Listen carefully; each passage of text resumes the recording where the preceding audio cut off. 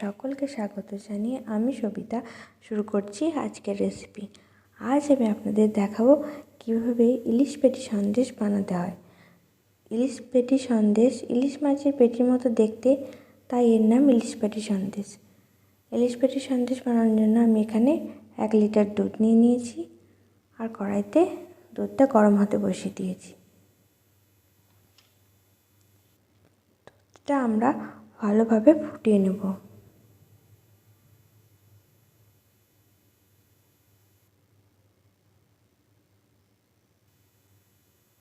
আর মাঝে মাঝে এইভাবে করে ডাবুর সাহায্যে ডেবে নেব, যাতে দুধটা ফুলে উঠে যেন পড়ে না যায়।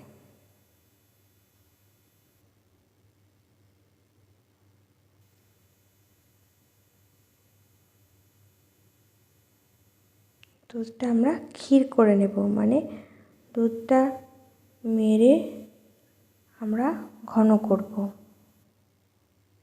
আমরা কন্টিনিউয়াসলি এইভাবে ডাববো, যাতে তলায় না কোনোভাবে লেগে যায়।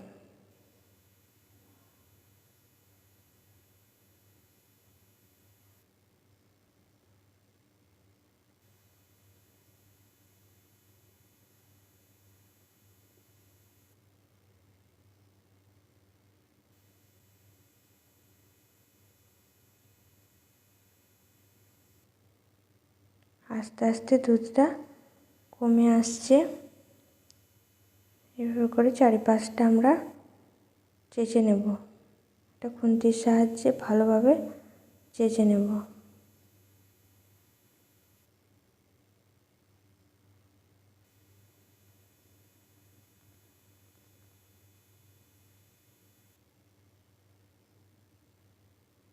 দেখুন, দুধটা আমার অনেক কমে গেছে, অনেকটা ঘন হয়ে এসছে।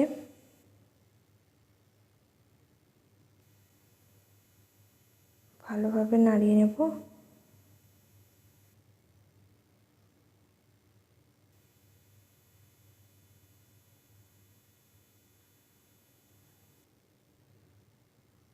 এরপর দিয়ে দেব 100 গ্রাম আমি গুঁড়ো দুধ নিয়েছি। গুঁড়ো দুধটা অল্প অল্প করে দেব আর অল্প অল্প করে মিক্স করতে থাকবো, যাতে কোনোভাবে দানা পাকিয়ে না যায়। কারণ পুরোটা একবারে দিয়ে দিলে লাম্পস হয়ে যাবে, এই যে এরকম হয়ে যাবে। সেই জন্য অল্প অল্প করে দেব আর অল্প অল্প করে নাড়াতে থাকবো। ধীরে ধীরে ভালোভাবে মিক্স করে নেব।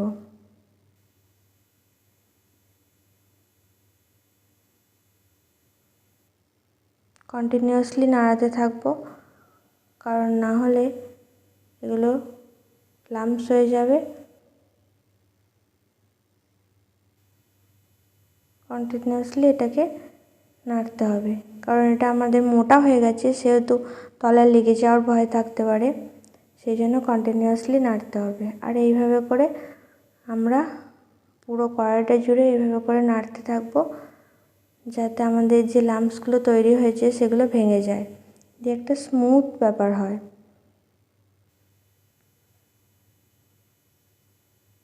আমরা পাক দিয়ে নিচ্ছি এটাকে পুরো ভালোভাবে। একটা ডাবুর সাহায্যে আমি লাম্পসগুলোকে ভেঙে নিচ্ছি, কারণ একটু গুটি গুটি বেঁধে গেছে, এগুলো একটু ভেঙে নিচ্ছি। দেখুন আমার স্মুথ হয়ে গেছে এটা।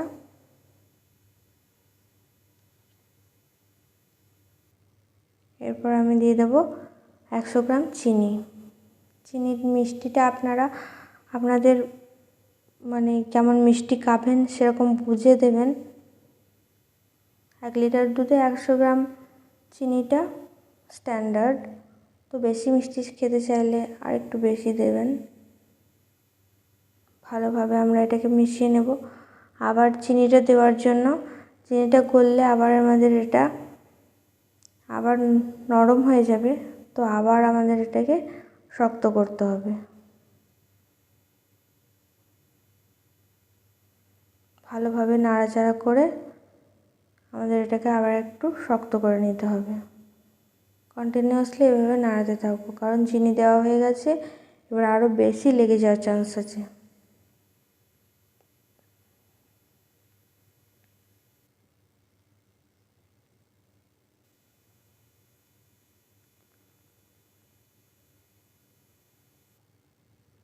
শুকনো শুকনো করে আমরা কড়াইয়ে মিলে দিলাম। এরপর দিয়ে দিচ্ছি এলাচ গুঁড়ি,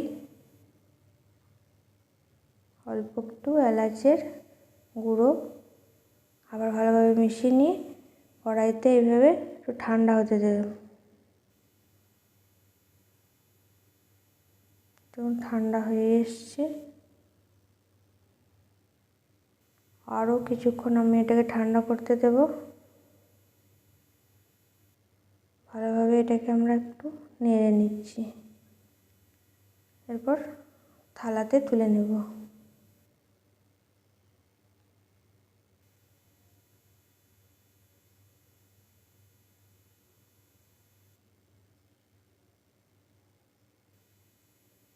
থালাতে তুলে নিয়েছি। এবার একটু হাতের সাহায্যে ভালোভাবে এটাকে মেখে নেব।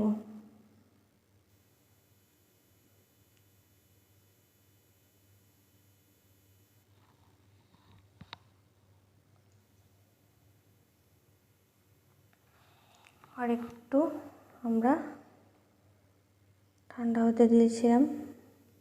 এরপর হাতে একটু ঘি নিয়ে ভালোভাবে এটাকে একটু মেখে নেব।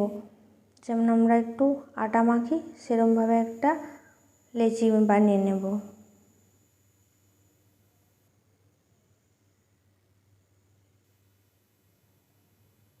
ভালোভাবে হাতের সাহায্যে একটু ঠেসে নিয়ে লেচি বানিয়ে নেব। অল্প একটু তুলে রাখছি, কালার করতে হবে এটা, সেই কারণে। এবার বাকি অংশটা আমি হাতের সাহায্যে ভালোভাবে একটু ঠেসে নিচ্ছি। এরপর এইভাবে করে একটু লম্বা করে শেপ দিয়ে নিচ্ছি। এবার এটাকে সমান দুটো ভাগে ভাগ করে নিলাম।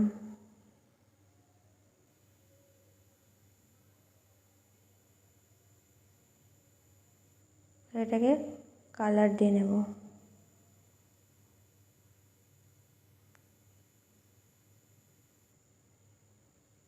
দিয়ে দিচ্ছি ফুড কালার, কেশর কালার। ভালোভাবে এটাকে মিক্স করে নেব।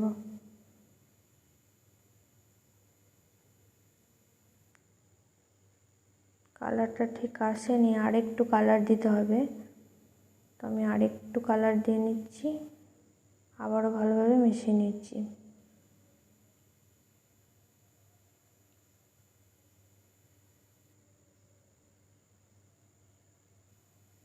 এটাকেও লম্বা করে শেপ দিয়ে নিচ্ছি।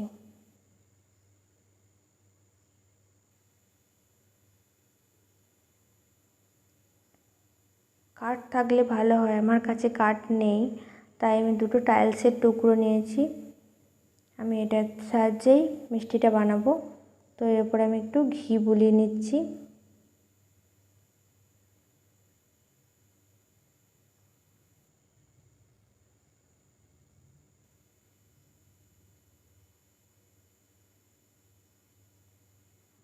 ভালোভাবে ঘিটা বুলিয়ে নিয়েছি।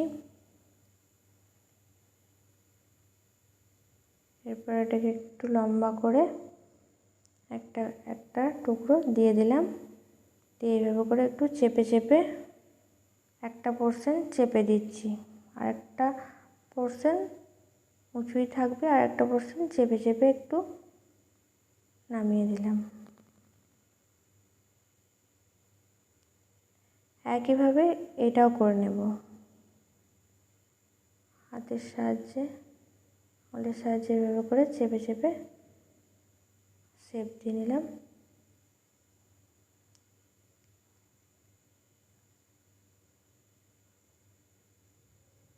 কালার করে রাখা অংশটা এর মধ্যেখানে দিয়ে দেব। এরপর এটাকে এর উপর চাপিয়ে দিলাম। দিয়ে এটা আমি 2 ঘন্টার জন্য রেখে দেব।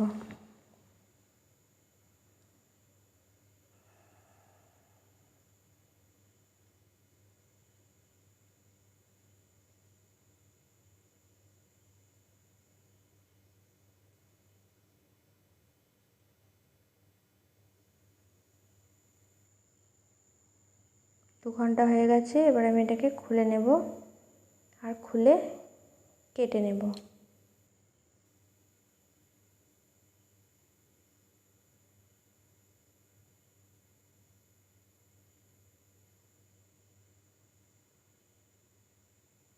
সুতোর সাহায্যে কাটলে ভালো হয়, তো আমি সুতোর সাহায্যে কাটতে পারি না, তাই ছুরির সাহায্যে কাটছি।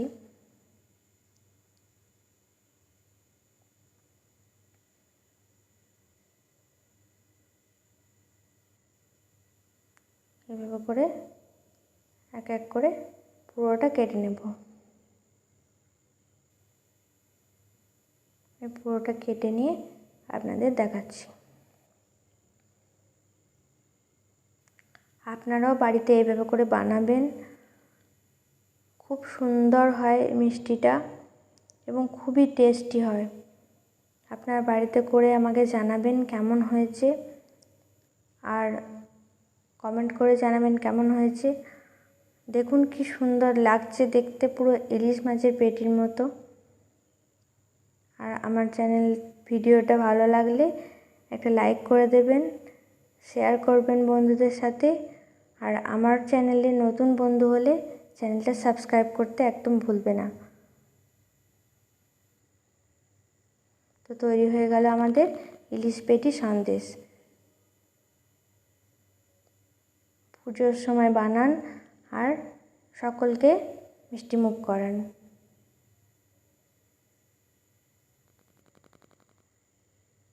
তৈরি হয়ে গেল ইলিশ পেটি সন্দেশ।